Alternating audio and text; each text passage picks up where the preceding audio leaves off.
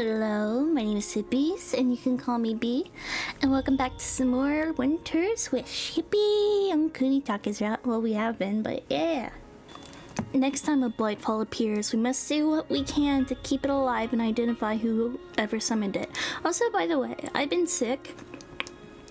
And, my chest, the lungs stuff, it's not 100% yet. Sorry. We adopted this new strategy, which was Kuga's idea, against the Blightfall. The Samurai Town crew was also tasked with investigating the stick I found the other day. There was a strong possibility that we'd find something similar in Samurai Town, given all the incidents happening there recently.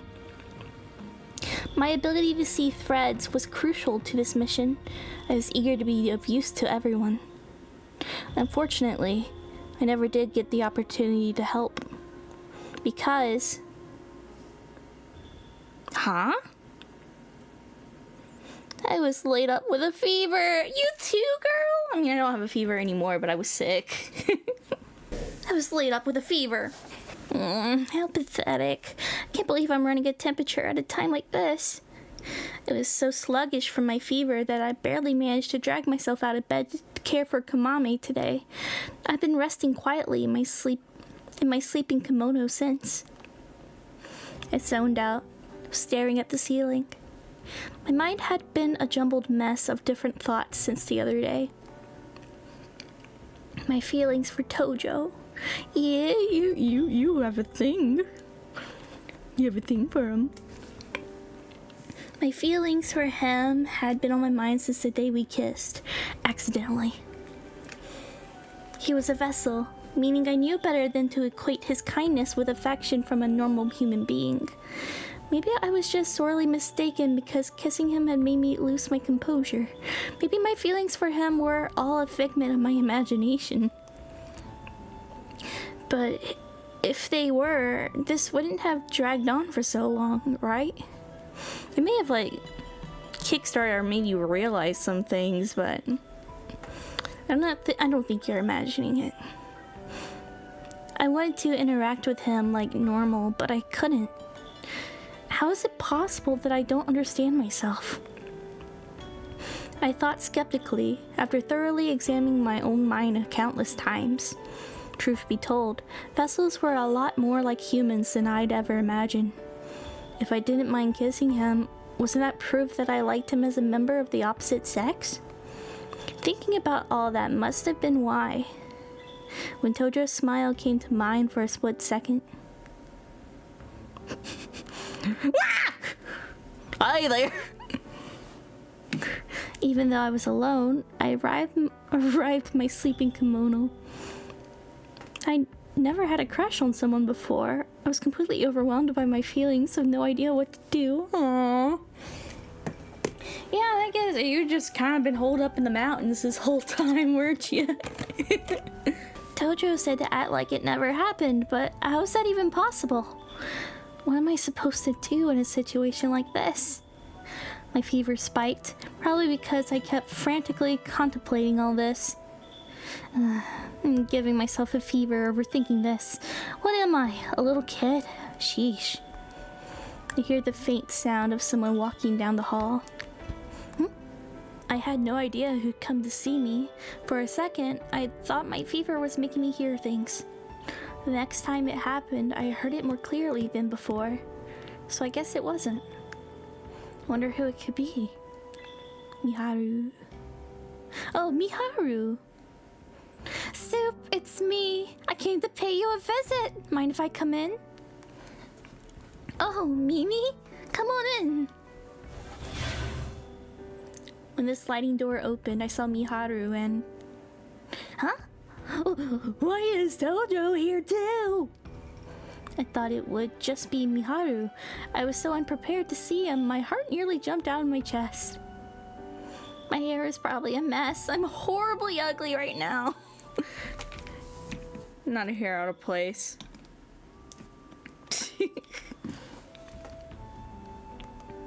I sat up and smoothed down my tousled hair in a hurry. Oh, you need to lie down. Rest up. You're sick. I reclined back down at Miharu's insistence. But... It's fine. I'll take care of everything. No, it's not. I can't think of anything worse than letting Tojo see me like this. Oh. I glanced over at him. When our eyes met, he shot me a winning smile. Hey, I was worried about you when I heard you were running a fever. Thanks, I'm fine. Embarrassed that he was worried about me, I buried myself deep into my sleeping kimono to hide my face. Mimi? Why are you here? I was summoned here to help out. The rest of the Oniwabon are busy working. I was the only person in the know who could take care of you. Not that they would leave a young girl in a man's care anyway. Tojo smiled wryly when she said this in front of him. It seemed like Mimi took issue with him being a man, not about whether he was human or vessel. Isn't she a vessel too? Not a vessel, but an object came to life. I forgot what they're called. By the way, do you have an appetite? Do you think you would be able to eat something? Not really. I probably wouldn't be able to eat much. Yeah, you gotta eat to feel better though. Try your best to eat something. If you're planning to make me eat anyway, why bother asking? I brought a bunch of different ingredients with me today. I'm gonna borrow the kitchen for a bit. Oh, sure. I'm gonna make you some porridge with lots of veggies. Hang tight. Miharu left for the kitchen without even waiting for me to respond, perhaps eager to get started. This left just Tojo and I in the room, meaning, to my surprise, that we were alone together. What now? This is awkward.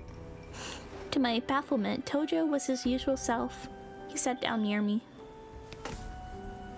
How are you feeling? Not great. I knew it was rude of me, but I looked away while answering because I couldn't bear to look at him directly in the eye. It was his fault I had a fever in the first place. Tojo didn't seem bothered in the slightest, though. Why am I the only one overthinking this? The thought filled me with mixed emotions all over again. Tomonari and the others were worried about you too. I came on behalf of the Oniwabon, so we weren't all barging in on you. I see. Sorry for all the trouble. I'll try to get better soon. No need to try when you're feeling sick. Take it easy and just recuperate. In fact, I'm sorry I've been making you try so hard. Huh? When I turned my gaze towards Tojo, I found him staring sadly at me. I think I might have overworked you, what with all the Blightfall popping up recently. I pushed you too hard because I took it as a good thing that you were working without complaint. Your fever's probably from being overworked. Huh? No, not at all. I hid my face in my sleeping kimono as I mumbled this back. I was relieved to hear Tojo come up with some other excuse for my fever. As in an apology, I'll bring you anything you want. Name it and I'll get it for you. No need. Uh-oh, I was so nervous about Tojo being next to me that I could feel my fever spike. I'm glad he came to visit me, but I'm so embarrassed that he saw me in such a sorry state.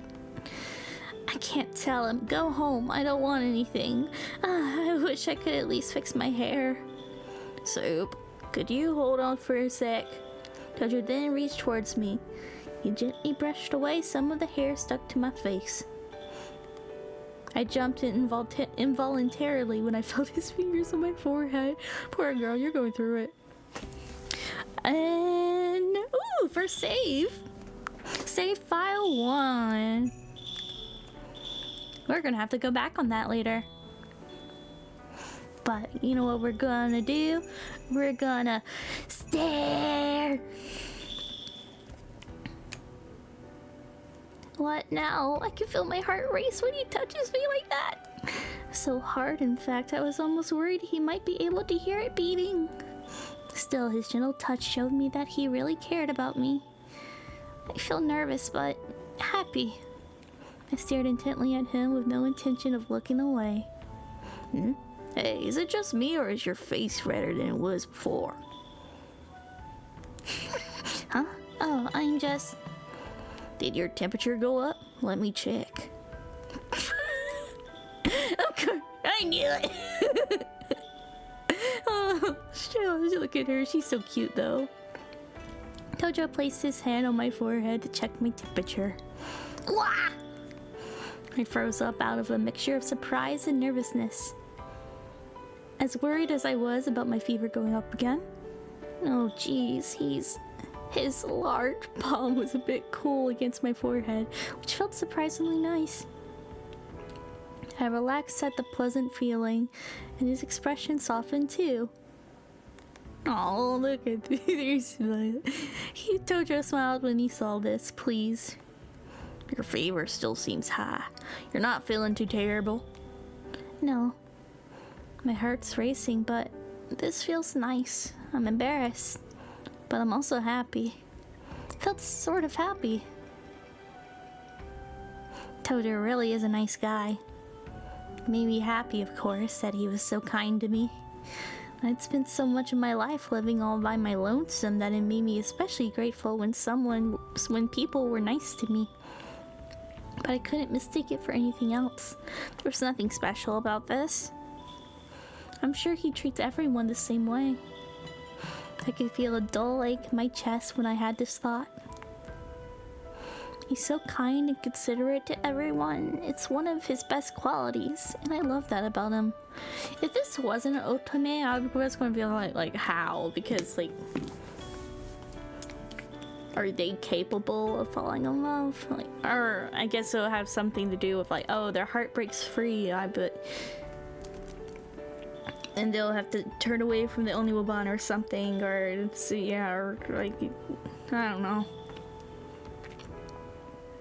What if I'm special to him in a way no one else is? I snapped back to my senses after that trail of thought. What am I even thinking? Why am I being so... Hope you get better soon, Supe. For the briefest of moments, we made eye contact while very close to one another, and in that moment, I somehow understood the way I felt with perfect clarity. I think I finally get it now. I have a crush on him. Yes, you do! Countless time over, I suspected the way I felt was just some kind of misunderstanding, but I really did just have a crush on him. I wanted to be special to him if possible. I wanted to be with him forever. Yeah, you calm down a little. Yeah, I gotta get better soon. When I smiled, Tojo gently stroked my hair.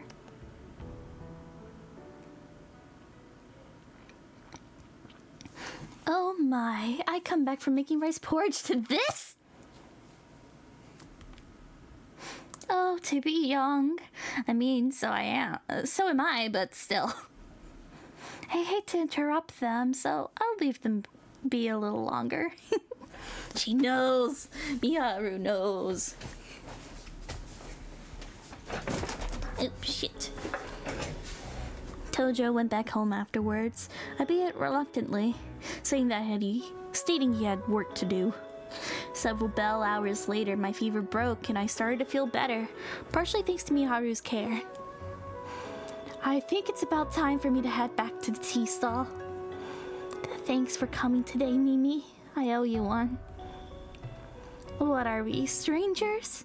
That's what family's for. You don't need to see me off, so hurry back to your room. Get some rest. You're still recovering. Sure. Come Kamame! Kamame chirped in agreement from the top of my head. See? Even Kamame says so. I'll be fine. I'm already feeling better. Your fever will come right back if you're not careful. And a suggestive grin suddenly spread across Mimi's face. Oh, but I'm sure you'll love it if Tojo took care of you.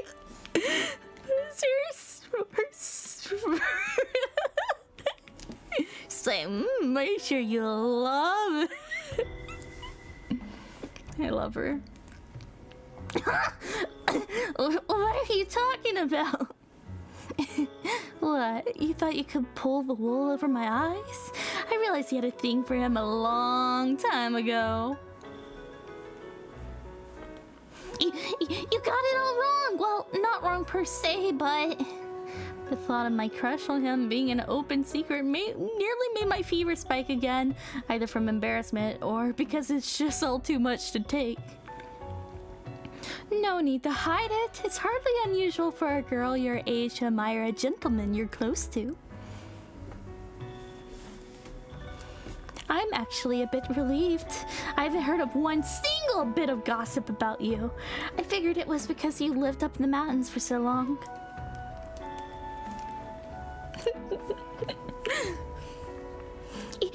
You didn't have to emphasize the single part. Miharu didn't seem to hear my attempt to deny it. So tell me, what made you fall in love with him? What do you like about Tojo? Won't you tell me, pretty please? I winced when she unleashed a barrage of questions on me, an unusual twinkle in her eye. At the same time, I was seized with the desire to share the pain I've been going through. I'm tired of worrying myself sick.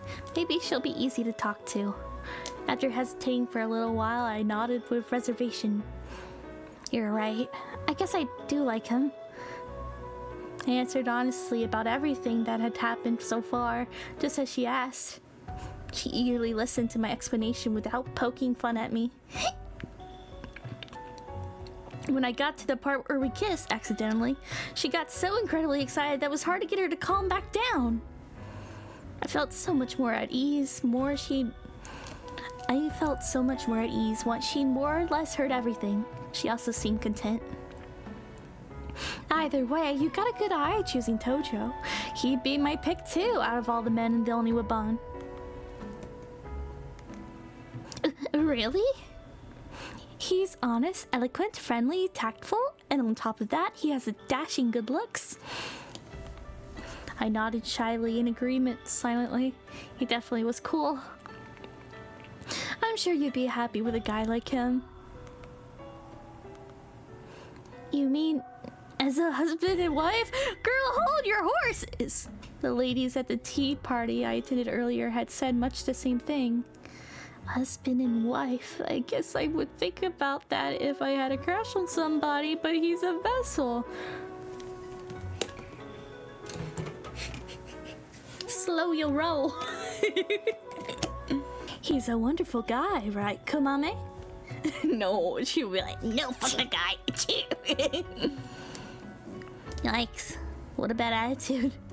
Kamame's hatred of Tojo ran deep, it seemed. Then Kamame jumped off my head like she had just spotted something and started hopping towards the base. Wait, Kamame, don't just leave like that. Do you think she found something? We've got to run after her. We'll be in big trouble if she got lost. Miharu and I chased after Kamame in a hurry.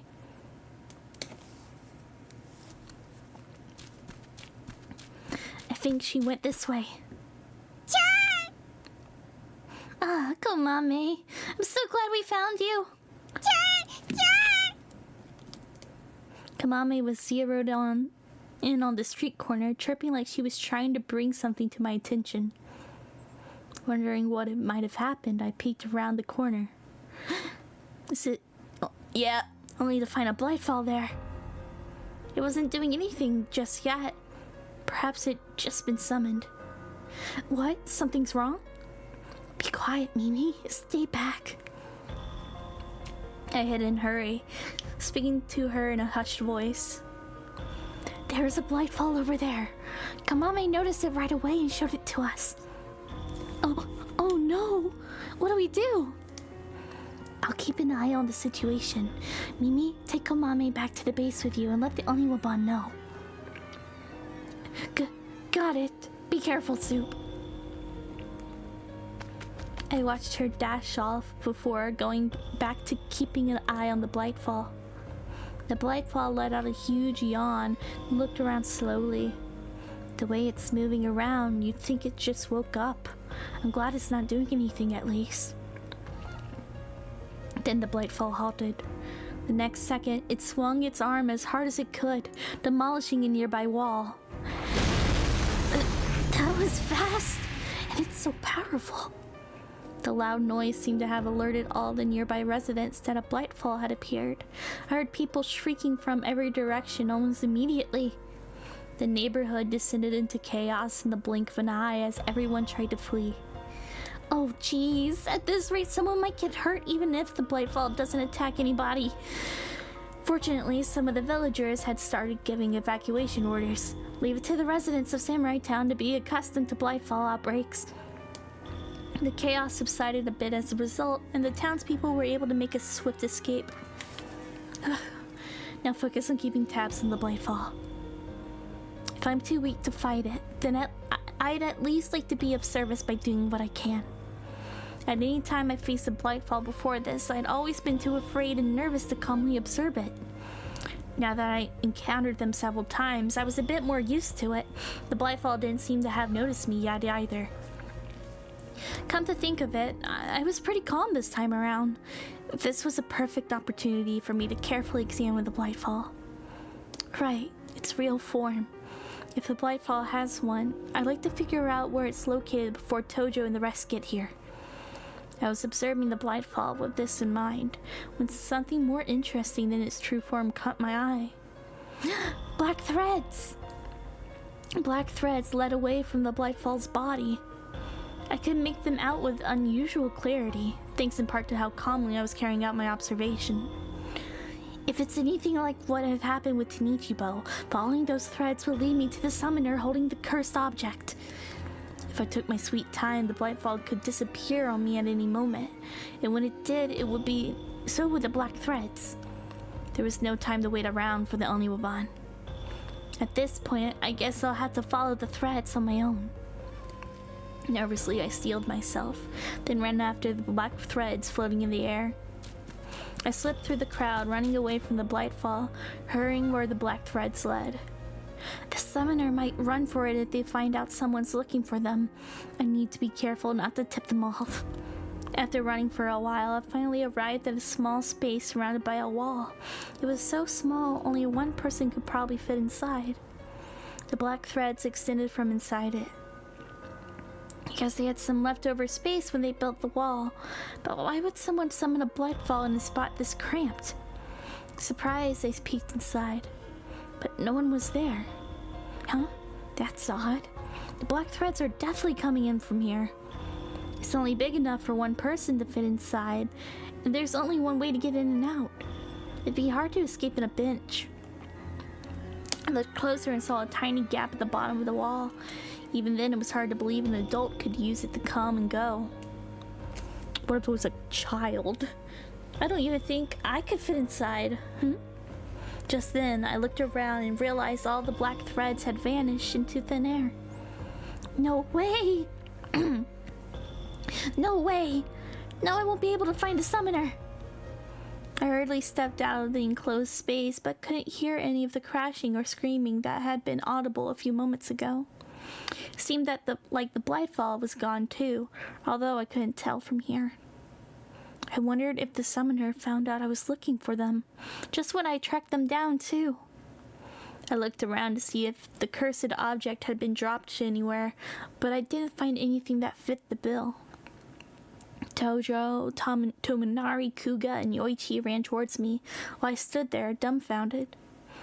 I met back up with them, bummed that I'd let any possible lead slip out of my fingers.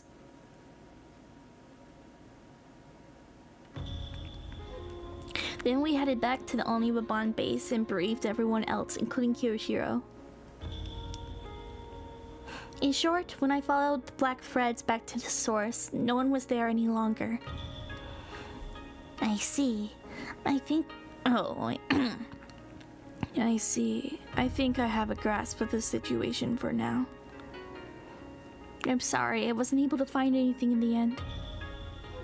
You managed to follow the black threads part way, so it's not like you came up empty-handed. You did well. Thank you very much. Tojo's encouragement made me feel conflicted, both sorry and also happy. But the summoner should have been there, right? Strange that they just up and vanished. The other Oniwaban investigated the scene but didn't find any secret escape routes. I doubt a person just vanished into thin air, though. There must be some kind of gimmick. The question is, how do we figure it out?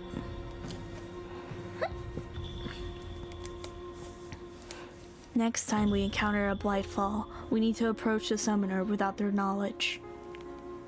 Tominari, assist Supe from now on. Yes, sir. Why did he nominate Tominari? He must not have looked convinced because Tojo whispered into my ear. Tominari is excellent at undercover work. I see. Tominari gave me some Horakudama, some Hora... Oh, what is the glossary?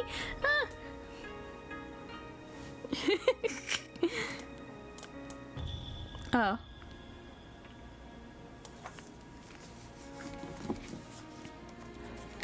Horakudama. A weapon filled with gunpowder. After lighting the fuse, you throw it at the enemy. Kind of like a grenade, I guess. In case things ever got out of hand, I found myself needing equipment. Tojo taught me how to use them, by the way, since I had no idea what to do. Horakudama were a type of weapon that used gunpowder when you threw at the enemy, The appearance of something that dangerous truly made it sink in. We were at war.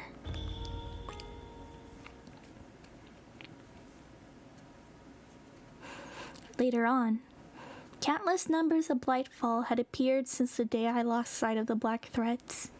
I spent day and night keeping a watchful eye out for them for days on end. That must have been why I was feeling so run down. That was when Tojo invited me to the temple school. School hadn't been in session lately because he'd been so busy, but apparently he made time to have class for the first time in a while. Since he'd gone out of his way to invite me, I joined him at school both to help out and also as a diversion for myself.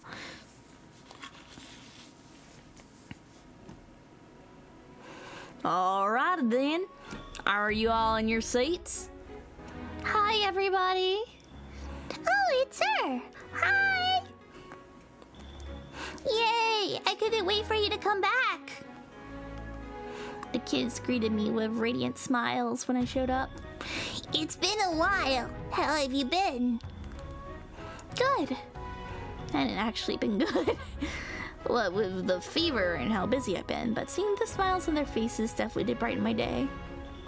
I looked behind the kids and saw that my tea party acquaintances had come as well. Hello, are you all here to observe today? Yes, precisely. My son look forward to your school that I wanted to see it for myself at least once. I figured I might as well ask everyone else to come observe with me, so here we are. What sort of class will you be teaching us today? I didn't really plan on teaching a class. Oh, is that right? That's a shame. I was looking forward to it. She told me to let her know about next time I taught, and I smiled, a bit embarrassed. After I finished saying a brief hello to all the ladies, they moved to the back of the room. The kids were so happy when I told them you were coming. They've been looking forward to it. The focus on the lesson you taught was so interesting that the kids loved it. I think you might have been better suited for teaching than I am. Oh, Tojo, don't joke about that. While engaging in a bit of lighthearted banter, I looked around the room and noticed something a bit odd. Huh?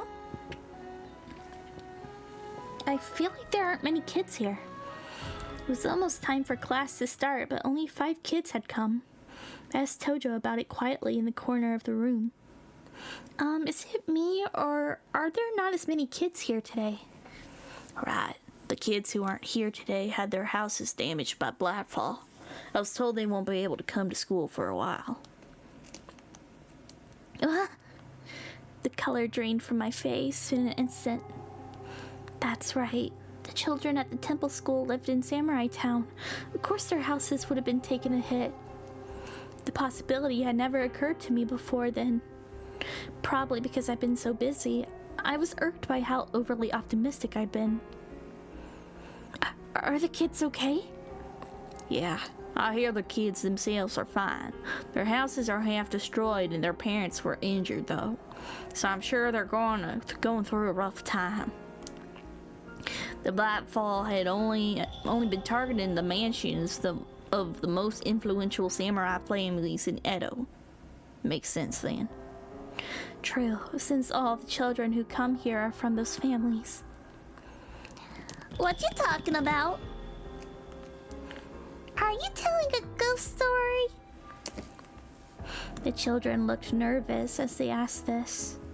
Oh, it's nothing. Sorry for making you worry.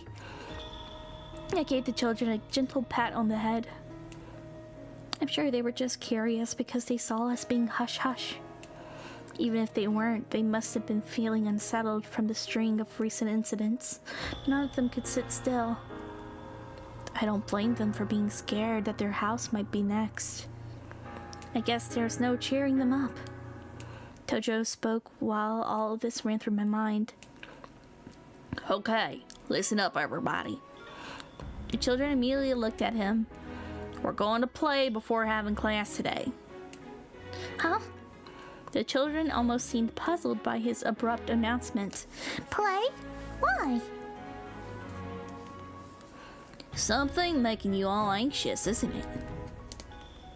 Even if I held class, you wouldn't be able to concentrate on learning anyway. So let's have some fun and snap ourselves out of it. It made total sense when I heard him put it like that. Playing before studying seemed pretty drastic to me, though. What are we going to play? I've got something good for you. Tojo rummaged around in a nearby container. It's gotta be somewhere in here. Aha! The thing he pulled out of the container was a strange object I didn't recognize. It consisted of a string attached to a tip of a thin stick, at the end of which hung a little paper bird. Today we're gonna make these. The children cheered loudly at his idea. What's that? You don't know what that is? It's a toy called an oyster catcher. Oyster catcher. A toy consisting of a thin wooden stick with a string attached to the end. A small paper bird hangs from the end of the string. Like a cat toy. They've been all the rage with kids in Edo lately. Huh? I had no idea since I never saw these where I lived. I mean, I can see kids being entertained in the same way as cats. Because I'm that way too. Get the bird? Get the bird? Huh? Not long ago, I lived in the mountains. It was so remote that saying I lived in the boonies didn't do it justice. I still had lots to learn about trends in Edo. See? Here's how you play with it. The boy demonstrated for me. Apparently you played with it by holding the stick and swinging it around, making the bird dance like it was flying. Aw, what a cute toy! I borrowed it from him and swung it around for myself. As I watched the paper bird wobble, I could kind of see why the kids enjoy playing with these. I'm gonna hand out the supplies now. Everybody line up and take some. Okay. After lining up and collecting their supplies one by one, the children immediately got to work making their oyster catchers. I could tell Tojo's plan had been a huge success when I saw the kids were having a blast putting them together. You came really well prepared, having all the materials for these on hand. I made them a few times before and they were a hit with the kids. So I just got the supplies together and figured I could have the kids put it together themselves next time. I brought plenty. Why not try making one yourself? Are you sure? You must be bored waiting around while the kids finish making their toys. Let me show you how to make one. Thank you. I'll take you up on that. I'll take you up on that offer then. Took some of the oyster catcher supplies and started making one of my own while Tojo showed me how. I gave it a shot, and although it was hard, it was also pretty fun. While carefully but clumsily working on it, I asked him something that's been on my mind for a little while. Aren't these toys for the children of commoners? I was a little shocked to see the children of samurai families playing with something so pedestrian. Probably. They used to play more grown-up games like Daku, actually. Daku? Sorry, what sort of game is that?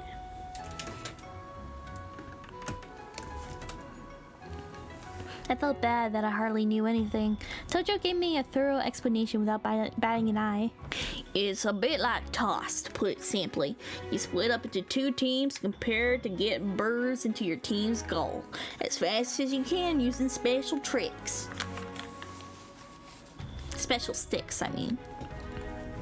It was originally something you play on horseback, but the children just run around on their own legs when they play. But Daku is a game for boys, you know. Girls used to look so bored while watching the boys play, so I thought of games they could play too. They could play Daku too. Oyster catchers have been popular here. Oyster catchers have been popular here at the temple school ever since. It's awfully kind of you to think of the girls too. Well, all my students matter to me.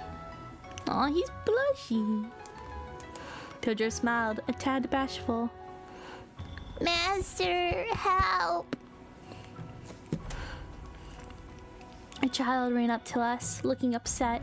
He'd come to ask us a question because he didn't understand how to put his toy together. Let me see that. Okay, so you take this part and do this. Tojo carefully showed him in a way that was easy to understand, causing the boy's eyes to light up. Alright, did you get that? Yeah, thank you, Master. Come back and ask if you have any other questions. Tojo gave him a gentle pat on his head. How sweet. I watched, touched. Oh, she wasn't touched. She's touched, like, in the emotional way. I was confused for a second. I watched, touched, when my eyes met Tojo's. Do you want a head pat too? No. Yes, she does. I felt a mix of misery and disgust at being treated like a little kid. Am I really that much like a kid?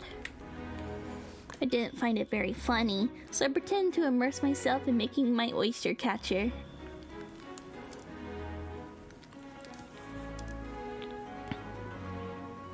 A considerable amount of time after I started, I paused and thought to myself, what should I do with the bird part? It's the only part of the oyster catcher where I can give it a bit of personality. Don't get it. Huh? Don't get what? Oh, my bad. Did I say that out loud? Tojo continued on, looking serene as he filled with a nearby oyster catcher. The first time I made one of these, I had no idea they would catch on like this at school. You mentioned this earlier, but these are definitely toys for children of commoners. I figure they wouldn't go over well with the children from samurai families. It made them so happy, I just chalked it up to being one of life's little mysteries. I think I know why. Tojo's eyes opened wide in apparent surprise when I said this teasingly. Because fun is fun. It doesn't matter what's... like... even if it's for commoners, doesn't mean it can't be fun. Why? Tell me. I knew something Tojo didn't, a position I took a bit of delight in. I wasn't trying to get revenge for being treated like a little kid earlier, but I did feel a bit smug. The answer is simple. They want to copy you, Tojo. Me? The kids adore you. It's only natural that they wanted something you made and to try it themselves. Did you learn that by looking at their threads? I can tell without looking at those. I laughed playfully, and Tojo shot me a smile, looking flattered. They're just as fond of you, though. They are? Yep, I can tell without looking at those, too. All I did was repeat what I said earlier, but it kind of felt like I'd gotten a taste of my own medicine. Kind of feels like flirting. True, I can tell they've taken to me. I really appreciate that. That's a humble way of putting it. Have more confidence in yourself. Tojo's eyes suddenly softened as he gazed at me. I'm a lucky guy. I'm a vessel, but the kids like me, and you smile my way. What?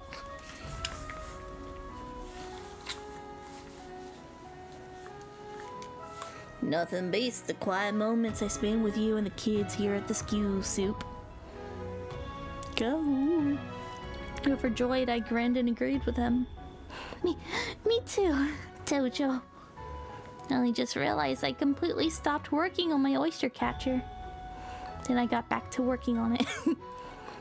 Am I allowed to be full of myself over the fact that Tojo kinda likes me? He treated me like a little kid sometimes, but maybe there was hope for us after all. Filled with hope, my heart soared. Oh, I know just what shape to give the bird part of the oyster catcher now. Cute. Afterwards, everyone was completely focused on their work, but then... Ah! Was that Chie? She did take a child to the bathroom a little bit ago. Maybe something happened. Let's go take a look. You're leading the children, so you stay here. I'll go check it out. True. Thanks.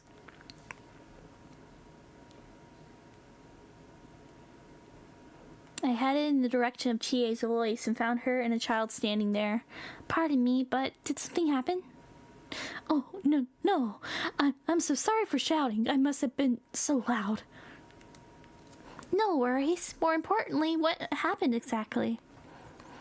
My sincerest apologies. To tell the truth, Is this where you were, madam? As we talked, a man who appeared to be her servant walked over to us from the garden. Lord Tanaba has business with you, milady. He asks that you cut your observation of the temple school short and come home. Right now, I wanted to talk to her about something. It appears to be urgent business. If it's not pressing, Chie, we can talk about it another day. Please prioritize your family for now. Of course, but... Milady, please. Understood. Hikumaru. Talk to her on your own later. Yes, mother. Oh. With that, Chie reluctantly left the temple school with the servant. So, yes, mother. After watching the two of them leave, I turned towards Chie's son, Hikumaru. Alright then, Hikumaru. What do you need to tell me? Nothing. Huh? It's nothing. Don't worry about it. He frantically brushed me off before dashing back to the room in a flash. I wonder what happened. I was concerned, but there wasn't much I could do when he cut the conversation short. I followed Hikomaru and walked back over to Tojo.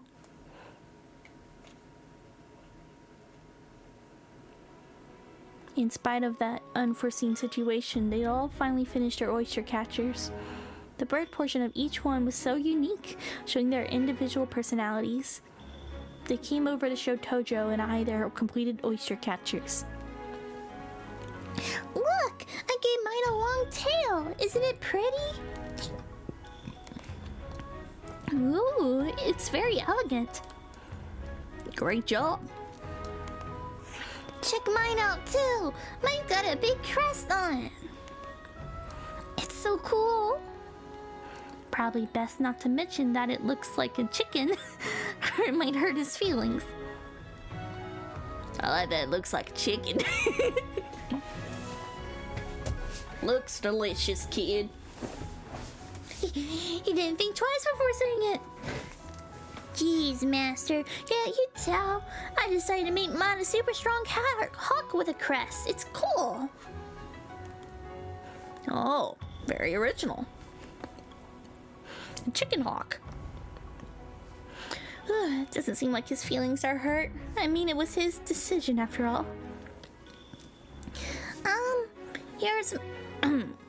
Here's my oyster catcher. The oyster catcher he showed us was painted pitch black. Like my soul. You did a good job. Is this a crow? Not quite. It's a crow from hell that breathes fire. How was I supposed to know that? Everyone's so original. I think Supe's take the cake, though. What kind did you make? Oh, let me see. It's kind of embarrassing. It's kind of embarrassing, but sure.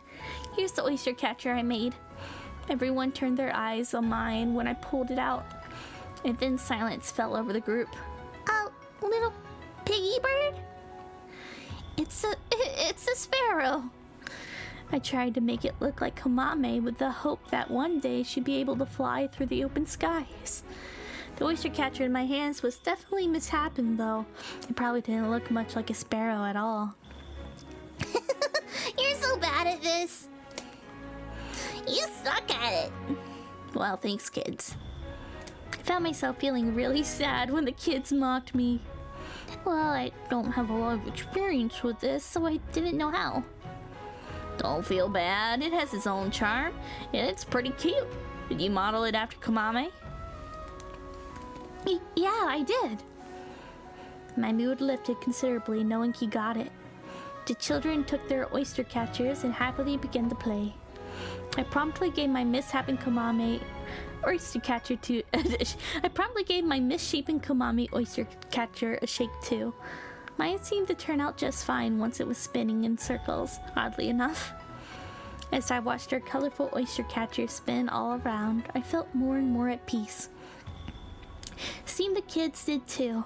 They'd been so worked up earlier, but they're staring at their oyster catchers with rapt attention. Tojo began to speak as he watched over them, a smile on his face. All right, everyone, that's enough. Listen up. After making sure everyone was listening, he continued talking. Terrible things are happening right now, but grown-ups like me are doing our best to solve it. It won't last forever. We will protect you.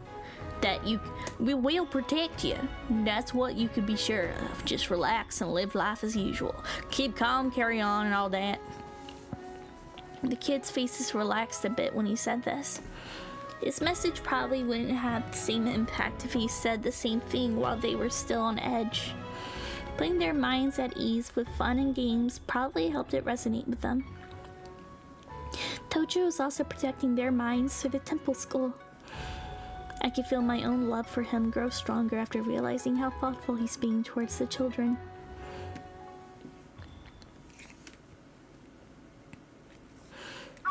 Once class at the temple school was over, Tojo and I walked side by side down the road at sunset.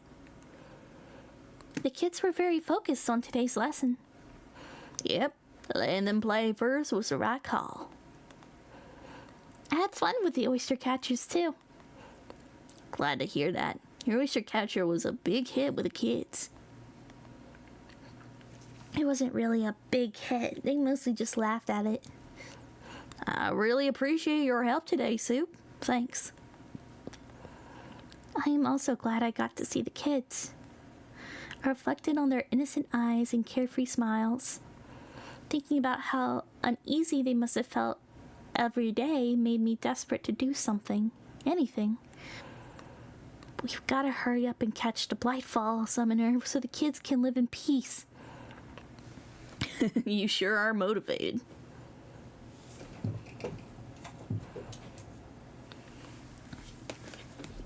Of course, whoa! No, of course she fell again. I tripped and nearly fell, luckily because I was looking off to the side. Whoops, careful now. Watch where you're going. Good step me up on it. Jojo caught me in just the nick of time, but... Oh my god. But... His face is so close! Girl. He's been on my mind so much lately that my entire face went red all at once. I'm sorry. I owe you one.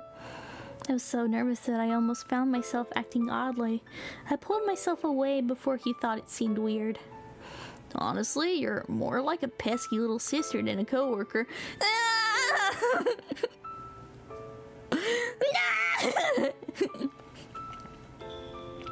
Gosh darn it, Toad. A little sister. Hearing him say that made me huffy. He treated me like a little kid a lot, come to think of it. I already knew this, but hearing him say it gave me mixed feelings. How do I get Tojo to see me as a woman? Flash him your boobs. I'm a woman. If I told him how I felt, would it make him a little aware that I'm a woman? I had no plans of telling him about how I felt, not wanting to make my job with the only Wabon awkward. Pussy was a vessel. Or that's what I've been telling myself at least. But just then, I was suddenly seized with the urge to tell him. Really? That urge ballooned in a blink of an eye, taking control of my emotions. I am scared and embarrassed, but I don't want this to continue forever. Still, it would take courage to tell him this, and tell him to his face. I decided to beat around the bush with my questions. That reminds me, has anyone in the Oniwabon ever been in a relationship? Or someone with so little romantic experience like me? This was a pretty bold question on its own. If I could seek into explaining how I feel, then... In a relationship? Tojo looked puzzled. Well, humans like Mitsushige and Yabuta certainly have. Vessels are a whole other story, though. Yeah? Oh, but... As you already know, vessels are only born to vanquish Blightfall. We're knowledgeable about what love affairs entail, but they're wholly unnecessary for vessels. Which makes it absolutely impossible for us to be in relationships like that. Which makes it absolutely impossible for us to be in relationships like what you might have in mind. I knew this was coming. Although amicable, he got right to the point. I could feel the color draining from my face. But didn't you mention earlier that vessels have their own self-identities? You're self-conscious about Kuga. You have a smoking habit. If you have the individual will for things like that, couldn't you be in a relationship too? Those are just quirks ingrained in us vessels from back when we were objects. Both my emotions and smoking habit are simply expressions of those characteristics. Some vessels have been fond of trying their hand in love affairs, but it was never anything more than entertainment to them. Do you know why? My heartbeat was quickening. I found it hard to breathe even though I wasn't running. My heart was being sent over the edge. Because we're vessels, meaning we don't have hearts. Yep. We're tools created to get rid of Blightfall. Our existence have no other meaning. So realistically speaking, it's impossible for us to be in relationships because they mean nothing to us. Damn. My mind went completely blank. Right. I knew vessels and humans were different. I can't believe I didn't fully grasp that. I realized how incredibly foolish it had been to let myself get carried away with his every move. In all likelihood, he probably thought nothing of kissing me. That's why he's been very clear about pretending it hadn't had happened, and yet here I was. I see. That was weird of me to ask. I barely managed to laugh it off.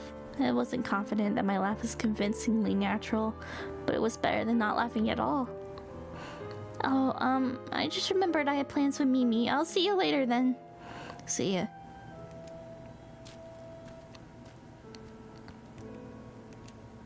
Oh, you look sad. After a while, I came to an empty stretch of road and stopped walking. It hadn't quite sunk in earlier, but after some time had passed, I finally came to grips with reality. A wave of emptiness and sadness came over me. I guess that makes sense. I shouldn't have let myself feel that way. I'm such an idiot. My eyes burned so badly I couldn't hold back anymore. I need to put this behind me. A few hot tears slid down my cheek and I fell to the ground. Oh, poor girlie. Your first crush, first heartbreak. Afterwards, I focused on my Oniwaban work harder than ever before. I kept myself from thinking any unnecessary thoughts while at work. I was sort of burying my head in the sand. I need to hurry and forget all about my love for Tojo. I need to treat him like a coworker and nothing else. The only silver lining was that I've been paired up with Tomonari, so I didn't see much of Tojo. But then I realized Tomonari was staring intently at me. What's wrong? Did something happen, Supe? Huh? Not really. Why do you ask? You look tense. I'm just focused on work. That doesn't seem quite right to me. You were never like this before when you were being serious. You're almost terrifyingly serious right now. Tomonari's surprisingly sharp.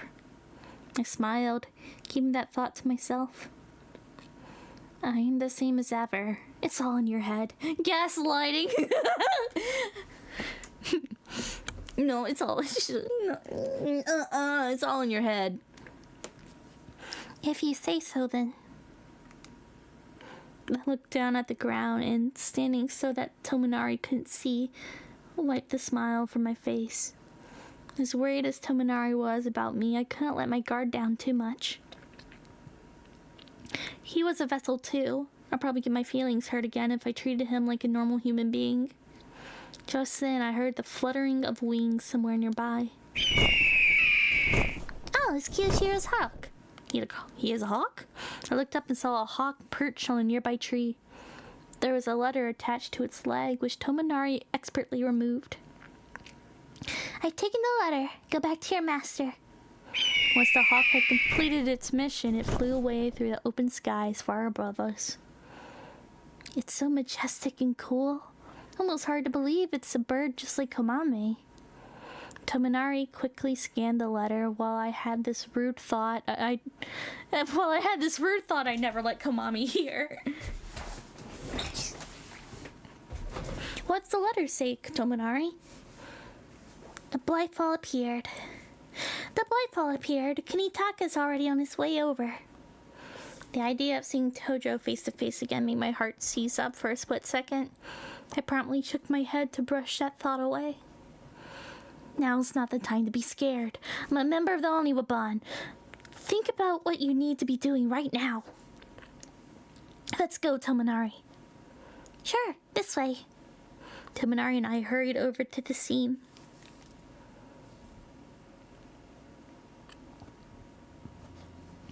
When we arrived in Samurai Town, it was already in a state of chaos. We pressed on, walking against a crowd of people running away. Even from a distance, we could tell where to go. We could hear the Blightfall going on a loud rampage. Tojo was already there, facing off against the Blightfall, just like the letter said. When he realized we arrived, Tojo signaled to us with his eyes. Tominari immediately understood his signal and looked back at me. Let's go look for the summoner while Kunitaka acts like a decoy.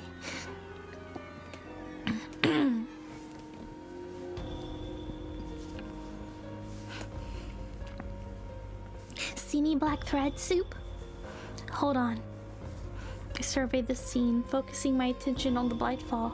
It was hard to see any black threads because it was storming around. I see them. They lead over there. Got it. Let's go. Careful not to be noticed by the Blightfall. Do you think he'll be okay on his own? Worried, I glanced over at Tojo. I know he will. Kuka and Ryoichi will probably be here before long, too. Right now, locating the summoner is our top priority. Right. We couldn't let the opportunity he created go to waste. This time, we need to get close without the summoner finding out. I cautiously began pursuing the black threads again. Tominari followed me, keeping a vigilant eye on our surroundings. The black threads were floating in the air, leaving a prominent trail. I knew none of the fleeting townsfolk would see them, but it still struck me a rather peculiar sight. I followed the black threads to a small city warehouse. City warehouse, a warehouse where daimos store and sell the rice they collect as part of their annual taxes, as well as specialties produced in their domains.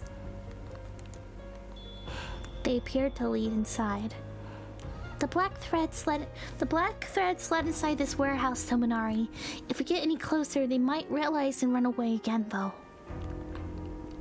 Especially me. If they see me up close last time, we risk putting them even more on guard.